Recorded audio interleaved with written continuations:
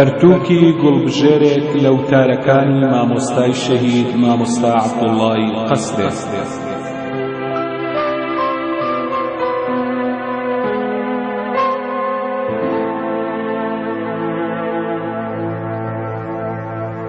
ئەم کتێبە لە دوو توێی بەرگێکی ڕازاوە و 351 لاپەڕەدا 15 وتاری مامۆستا عەبدوڵڵای قەسرەی لەخۆگرتووە.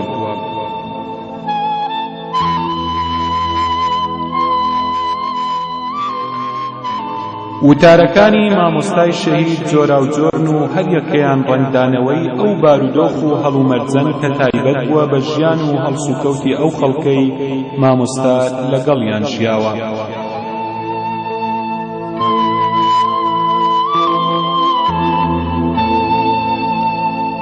ئەم کتێبە لە کۆکردنەوە و ئامادەکردنی بوخاری عەبدوڵڵایە و پێشەکرێکەی مامۆستا عەلی بافیر نووسیویەتی و لە پێداچوونەوەی مامۆستا حەسەن بابەکرا.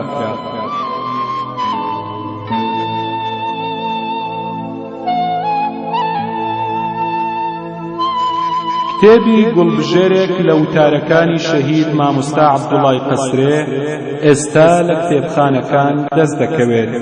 کتێبی گوڵبژێرێک لە وتارەکانی شەهید مامۆستا عەبدوڵڵای قەسرێ.